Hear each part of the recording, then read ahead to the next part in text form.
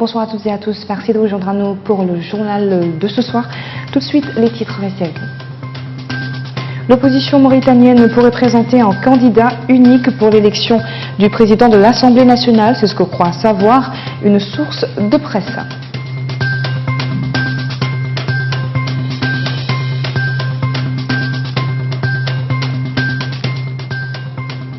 La force du G5 Sahel prévoit des opérations contre des bases terroristes dans la sous-région. Une première mesure de l'état-major de la force au lendemain de son transfert à Bamako.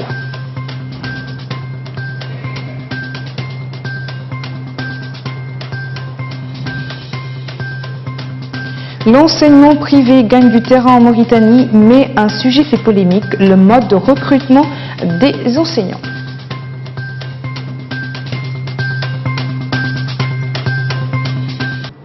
Bienvenue à vous si vous nous rejoignez sur Sahel TV.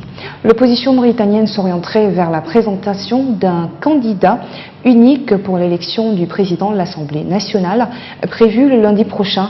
Des sources de presse indiquent que l'opposition a tenu aujourd'hui une réunion au siège du RSD pour discuter de cette question.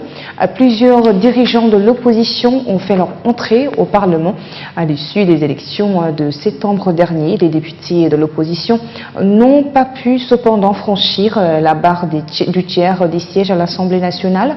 La tâche ne sera pas facile face à une majorité qui dispose de plus de 120 députés que les 157 sur les 157 que compte l'institution parlementaire. Je vous le disais en titre, le commandant de la force du G5 Sahel, Hanana Ould-Sidi, a annoncé à Ouagadougou que des opérations auront lieu incessamment contre les bases terroristes dans la zone d'intervention de la force. Le quartier général de la force conjointe du G5 Sahel vient d'être transféré à Bamako. Pour le commandant de la force du G5 Sahel, ce transfert devrait permettre une meilleure coordination une fois les opérations lancées. Sid Ahmed de Belilatou. Au Burkina Faso, le commandant des forces G5 Sahel, Hanana Ould-Sidi, est venu faire le point sur la force conjointe et présenter les grandes lignes de sa vision dans les jours à venir. Le quartier de la force a été transféré à Bamako suite à l'attaque du 29 juin 2018 à Saveri. Pour le général Hanana Ould-Sidi, la délocalisation du quartier général de la force du G5 Sahel n'est pas une fuite face aux terroristes. Le quartier général doit être situé dans un espace qui lui permet de remplir sa mission et Bamako est le plus approprié. Hanana Ould-Sidi d'insister, je cite, « Les terroristes ne peuvent pas nous renvoyer de Saveri ni d'aucun autre point parce qu'au niveau de Saveri, il n'y avait que des techniciens qui étaient là-bas, techniciens d'état-major, et ces techniciens doivent être dans l'endroit le plus approprié et le mieux indiqué pour qu'ils puissent réfléchir, planifier, coordonner et conduire les opérations. Et Bamako est l'endroit le plus approprié pour cela. Actuellement, l'état-major de la force depuis une semaine se penche sur la planification d'opérations qui auront lieu incessamment, ajoute le général. En attendant le début des opérations, le général Omarou Sadou, chef d'état-major général des armées burkinabé, ne peut compter que sur les moyens propres de son armée, en indiquant que les efforts seront mis là où la menace est la plus forte. Il faut indiquer que le quartier général de la force conjointe G5 Sahel à Saveri, dans le centre Mali, a été attaqué vendredi 29 juin dernier par les commandants islamistes. L'attaque s'est soldée par un bilan de 6 morts. La ministre française de la Défense, Florence Parly, a déclaré que les États-Unis vont augmenter leur aide à la force antiterroriste du G5 Sahel. La ministre française, qui défendait hier la politique de défense et les initiatives des partenaires européens en matière de sécurité, intervenait lors d'une conférence de presse conjointe avec le ministre américain de la Défense, James Mattis. Mattis a précisé de son côté que cette aide sera plus importante que par le passé. Les États-Unis s'étaient engagés à contribuer pour 60 millions de dollars au financement de la force du G5 Sahel, alors que les autres partenaires avaient promis 420 millions d'euros, mais ces contributions n'ont pas encore été mobilisées. L'enseignement privé en Mauritanie connaît une expansion fulgurante, si bien que le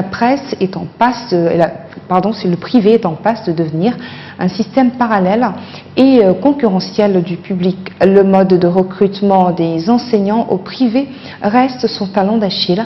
L'uniformisation du recrutement des enseignants privés au public peut être bénéfique pour l'école mauritanienne. Un reportage signé CRSIDB. Ces dernières décennies, les écoles privées ont connu une prolifération sans précédent. elles ont poussé comme des champignons dans le paysage des Nouakchotois. L'objectif était de désengorger le public et partant de promouvoir un enseignement privé de qualité. Mais seulement, pour beaucoup d'observateurs, la libéralisation du secteur de l'enseignement a contribué à fragiliser notre système éducatif déjà malade de ces nombreuses réformes sans succès. La baisse du niveau des enseignants et celui des apprenants est alors à la fois conjoncturelle et structurelle. La médiocrité de l'enseignement. L'enseignant est issu de ça, parce que maintenant on trouve les étudiants qui ne peuvent même pas rédiger un rapport, ni une lettre. Donc, et à partir de ça, parmi ces gens-là qui vont être des enseignants. Donc, il faudra aussi tenir compte de cela.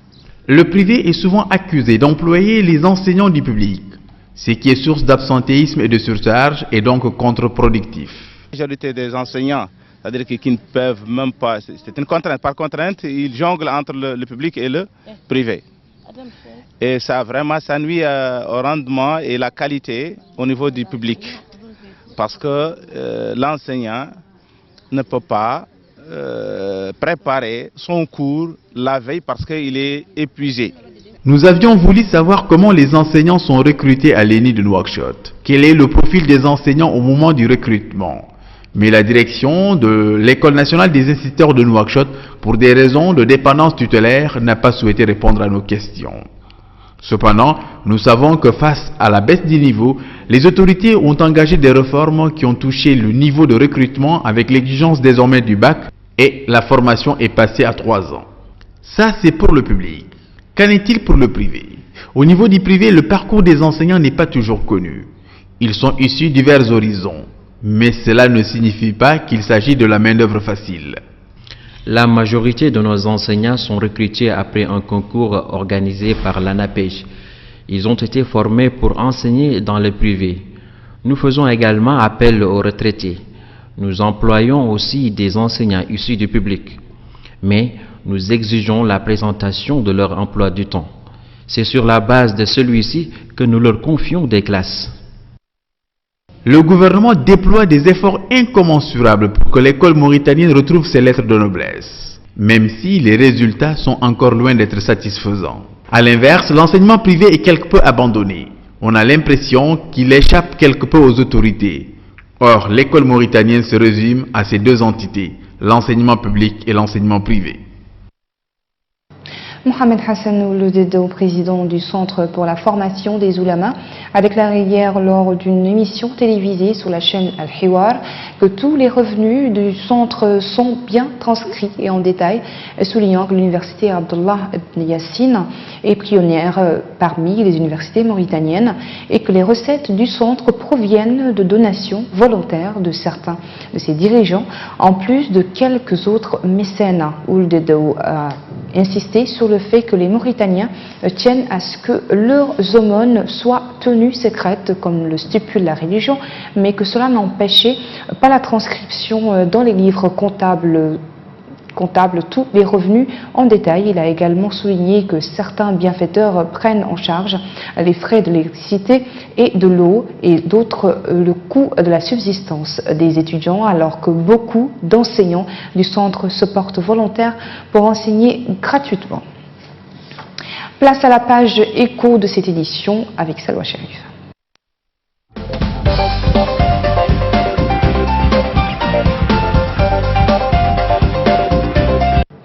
Merci Ndeye, mesdames et messieurs, bonsoir. Les travaux de la 11e conférence arabe de l'énergie qui a eu lieu à Marrakech, c'est avec ça que nous allons débuter cette page écho.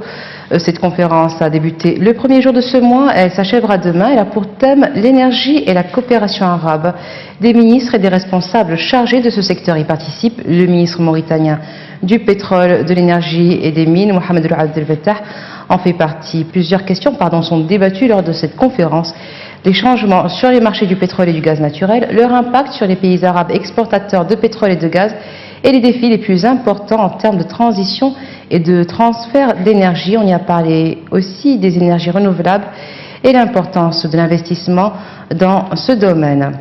Et nous passons donc à l'hôtellerie. Marriott International compte se déployer en Mauritanie. Le groupe hôtelier américain va d'ailleurs à la conquête de l'Afrique avec ses nouvelles destinations qui comprennent en plus de la Mauritanie, le Sénégal, la Côte d'Ivoire, le Bénin et le Botswana.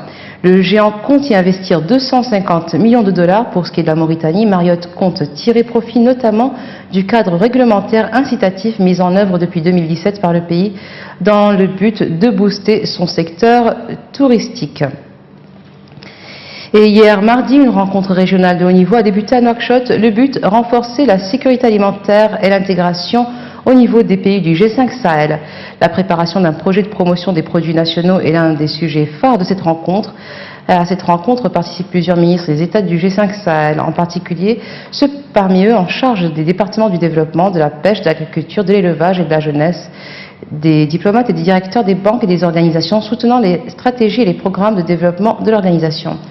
Le secrétaire général permanent du G5 Sahel, M. Maman Sambou Sidiko, a indiqué que les dirigeants des États du G5 Sahel accordent une importance particulière à la problématique de la sécurité alimentaire et du développement. Il a ajouté que la particularité de l'économie de ces États, qui repose essentiellement sur l'agriculture et les ressources animalières et halieutiques, fait de leur valorisation le plus important levier des économies du G5 Sahel. Au FMI, à la Banque mondiale, à l'OCDE, les femmes prennent le pouvoir. Un triplé féminin préside désormais aux destinées des départements de recherche de 3 célèbres institutions économiques internationales.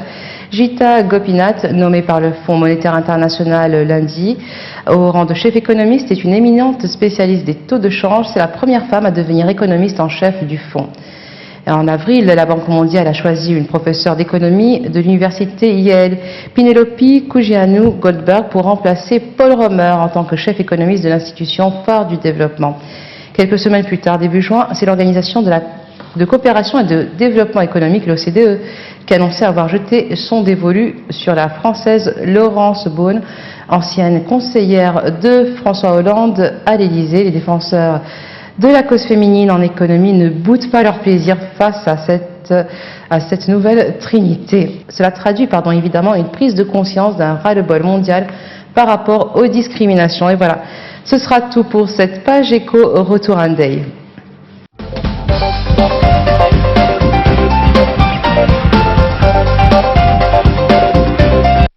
Merci Salwa. Dans la suite de l'actualité, 2 nouveaux corps ont été repêchés mercredi sur les côtes marocaines après le naufrage lundi au large de Nador, au nord, d'une embarcation de migrants qui a fait au moins 13 morts, a-t-on appris auprès des autorités locales et d'une ONG. Une autre ONG présente sur place a toutefois affirmé que 4 cadavres supplémentaires avaient été découverts et transportés mercredi à la morgue de Nador.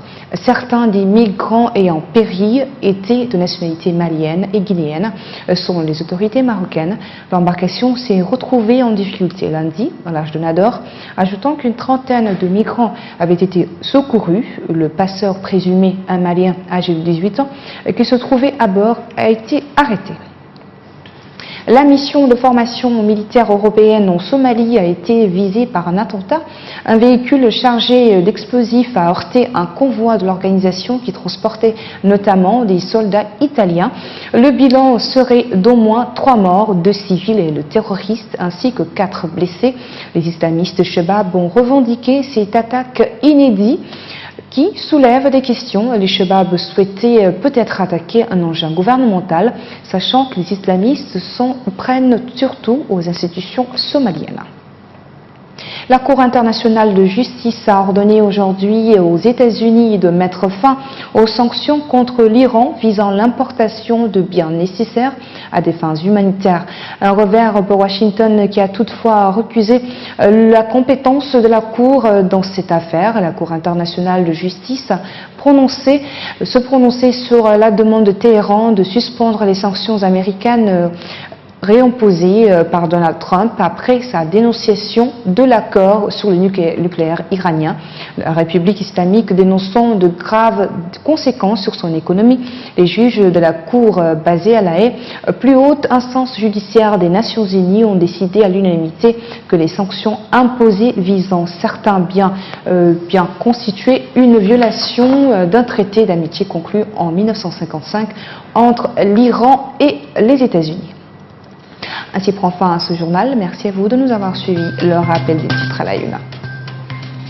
L'opposition mauritanienne pourrait présenter un candidat unique pour l'élection du président de l'Assemblée nationale. C'est ce que croit savoir une source de presse.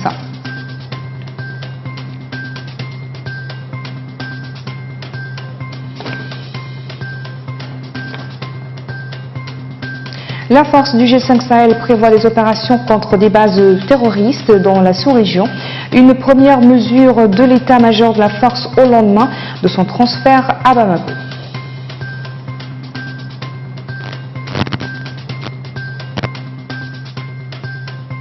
L'enseignement privé gagne du terrain en Mauritanie, mais un sujet fait polémique, le mode de recrutement des enseignants.